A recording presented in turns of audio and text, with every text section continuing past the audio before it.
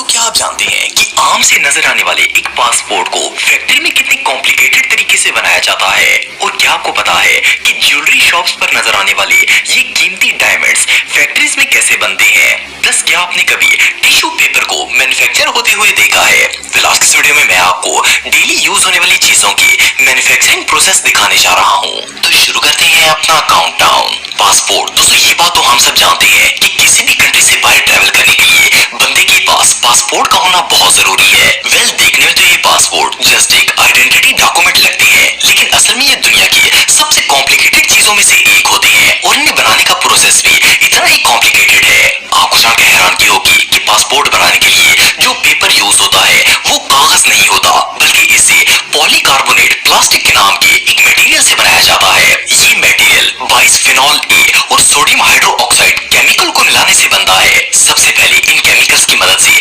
Passport के अंदर लगाने वाला पेपर तैयार किया जाता है। जब पेपर की बड़ी बड़ी शीट्स तैयार हो जाती हैं, तो फिर इन्हें रोलिंग मशीन पर चढ़ा देते हैं। इस मशीन के साथ एक कटर लगा होता है। जैसे ही पेपर मशीन से बाहर आता है, ये कटर इसे पासपोर्ट साइज के पीसेस में कट कर देता है। जब इस शीट के पीसेस हो जाते हैं, तो फिर वर्कर्स बड़ी महारत से इस पेपर पर सिक्योरिटी फीचर्स को ऐड करते हैं, जैसे कि होलोग्राम्स वगैरह बनाते हैं ताकि पासपोर्ट को आइडेंटिफाई किया जा सके।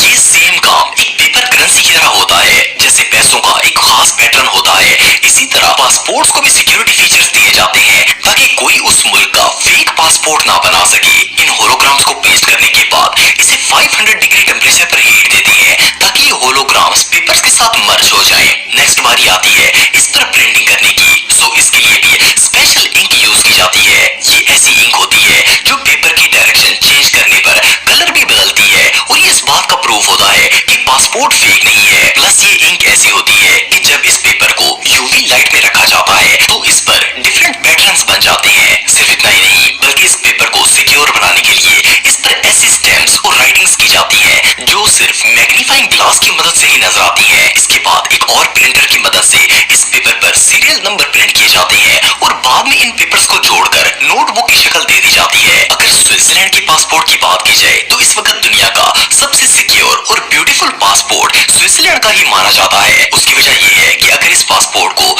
यूवी लाइट में देखा जाए तो इस पर स्विट्जरलैंड की माउंटेन्स, रिवर्स और लैंडस्केप्स बने होते हैं जो बहुत ही अमेजिंग लगते हैं। प्लस ये एक बायोमेट्रिक पासपोर्ट है। इसके अंदर एक चिप लगी होती है जिसके अंदर यूजर का सारा पर्सनल डाटा जैसे कि फोटोज, सिग्नेचर्स और फिंगरप्रिंट्स वगैरह शामिल होते हैं। एनीवे, जो भी हो, पासपोर्ट बनाने का ये प्रोसेस वाकई में बहुत कॉम्प्लिकेटेड है। डायमंड्स, दोस्तों अगर हीरे की बात की जाए तो ये दुनिया की सबसे खूबसूरत और कीमती चीजों में से एक है। वैसे तो डायमंड एक नेचुरल स्टोन है जो कि जमीन के अंदर से निकलता है, लेकिन कुछ डायमंड्स ऐसे होते हैं जिन्हें फैक्ट्रीज में आर्टिफिशियली तैयार किया जाता है। और आपको जानकर हैरानगी होगी कि ये डायमंड्स एग्जैक्टली कुदरती डायमंड जैसे ही होते हैं। इनकी शेप, कलर, यहाँ तक कि फिजिकल और केमिकल प्रॉपर्टीज भी सेम रियल डायमंड जैसी होती है। वेल, इस हीरे को तैयार करने के लिए डायमंड सीड्स का इस्तेमाल किया जाता है। जिस तरह फार्म्स में बीज बोकर आर्टिफिशियल पौधे उगाए जाते हैं, इसी तरह लैब्स के अंदर डायमंड सीड्स की मदद से हीरों की मैन्युफैक्चरिंग की जाती है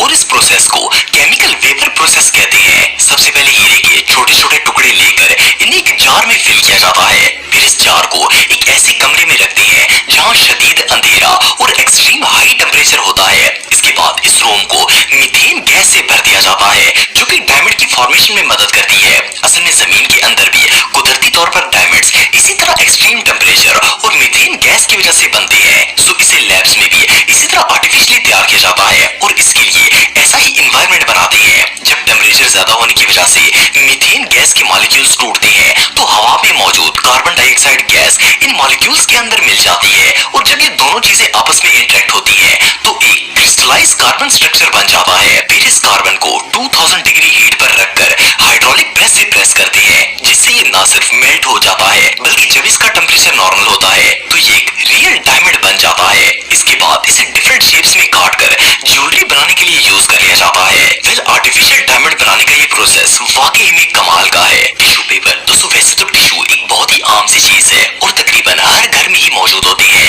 लेकिन क्या आपने कभी सोचा है कि इन्हें फैक्ट्रीज में कैसे बनाया जाता है? फिर ये एक बहुत ही अमेजिंग प्रोसेस होता है। टिश्यू को बनाने के लिए सबसे अहम मटेरियल कागज होता है। असल में जो टिश्यू हम यूज करते हैं इसे पेपर को रिसाइकल करके बनाते हैं। इसके लिए फैक्ट्री में सबसे पहले पेपर को एक जायंट मशीन में डाला जाता है जिसे पल्पर कहते हैं। पल्पर कागज को इस तरह श्रेड करती है कि एक फाइबर की शक्ल इख्तियार कर जाता है। इसके बाद इस फाइबर के अंदर पानी मिक्स करते हैं जिससे इसकी शेप पल्प जैसी हो जाती है। फिर इस पल्प के अंदर ब्लीच मिक्स करते हैं जिससे इसका कलर बिल्कुल सफेद हो जाता है। जब ये पल्प कंप्लीट व्हाइट हो जाते हैं तो इसे एक मशीन के जरिए वॉश करके निचोड़ लिया जाता है ताकि इसके अंदर से सारा पानी निकल जाए। इसके बाद इस पल्प नुमा फैब्रिक को रोलिंग मशीन पर लगा देते हैं। पहले ये फैब्रिक को ड्राई करती है, फिर इसे इतना बारीक कर देती है कि ये पेपर शीट्स जैसा दिखाई देना शुरू कर देता है। और फिर ये शीट्स ही, और असल में ये शीट्स ही रॉ टिश्यू होता है। और इसके बाद एक और मशीन रॉ टिश्यू को फोल्ड करने का काम करती है और टिश्यू को तह दर तह जोड़ना शुरू कर देती है।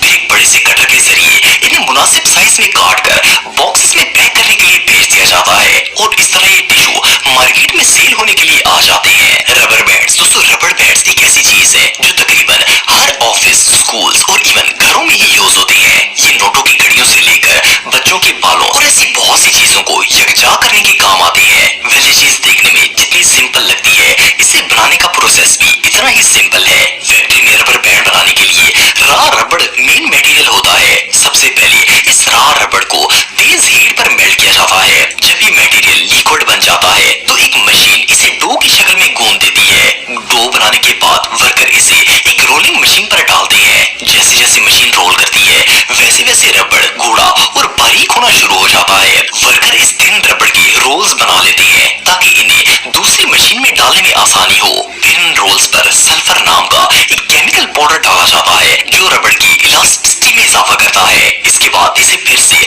रोलिंग मशीन पर डाल दिया जाता है। ये मशीन इतनी हैवी होती है कि रबड़ को कागज की तरह बारीक कर देती है। जैसे ही ये रबड़ शीट मशीन से बाहर निकलती है, वर्कर इसे ट्विस्ट करके छोटे छोटे पीसेस में काट देते हैं। फिर इन पीसेस को एक और मशीन में डालते हैं जहां से ये लॉन्ग और स्मूथ ट्यूब्स की शक्ल में बाहर आते हैं। इसके बाद वर्कर एक एक ट्यूब को पाउडर लगाकर लोहे के मोल्ड्स के अंदर चढ़ा देते हैं ताकि रबड़ आपस में चिपके नहीं। इसके बाद इन्हें दोबारा से हीट दी जाती है और फिर इन्हें मोल्ड्स के ऊपर से उतार लिया जाता है। लास्ट में इन रबड़ ट्यूब्स को कटिंग मशीन में डालते हैं। इसके अंदर शार्प ब्लेड्स लगे होते हैं जो एक ही वक्त में इन ट्यूब्स को लाखों छोटे छोटे राउंड पीसेस में काट देते हैं। और इस तरह ये रबड़ बैंड्स तैयार हो जाते हैं और फिर इन्हें बॉक्सेस में पैक होकर मार्केट में सेल होने के लिए भेज दिया जाता है।